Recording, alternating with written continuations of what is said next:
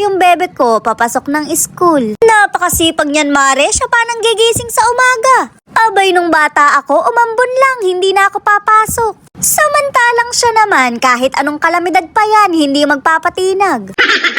Sino naman ang hindi sisipagin, umiilaw pa yung sapatos. Nung bata ako, mare, nilalamon ako ng inggit kapag ganito sapatos ng mga kaklase ko. Lalong-lalo na dun sa may mga gulong. Yung tipong kahit puro kanal sa amin, gusto ko pa rin nun.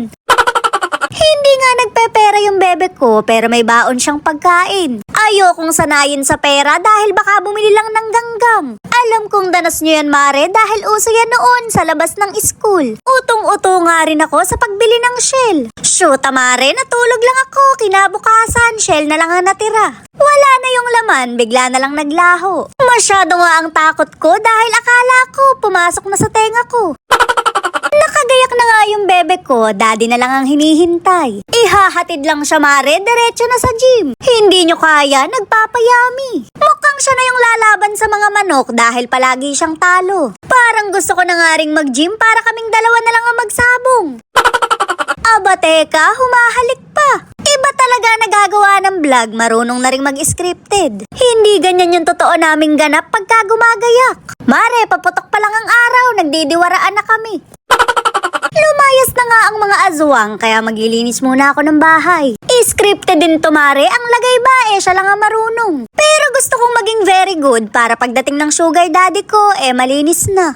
Ako naman, mare, ang dudumihan niya. Huy, hindi nagtitink, nanonood yung nanay mo.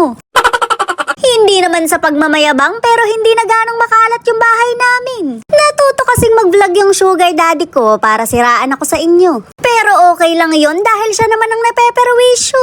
Bawat galaw niya sinisit ako yung kalat niya. Walang ibang pwedeng galawin dito kundi ako lang.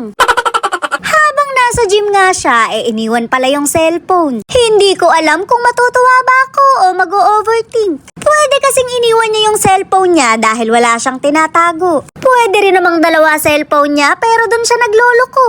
O diba, wala na talaga siyang ginawang tama sa mata nating mga babae. Bakit ba dinamay ko pa kayo? Ako lang naman ang OA. Chinek ko nga yung mga nilaban ko kagabi kung ano ng mga amoy. Sa malamang ko, kung dito amoy tuta, amoy lupa. Pagka ganari kasing malulam, hindi na aarawan ng damit. I-expect mo na lang talaga na mag-aamoy mandirigma. Gusto ko sanang magpalit ng bedsheet pero napakabigat ng kama. Mamaya na lang kapag may katulong na ako. Binili ko talaga to, mare, dahil ganito daw ang higaan ng ibang artista. Hindi ko man sila makamuka, parehas naman kami ng higaan. Nagustuhan ko rin naman dahil kardag proof.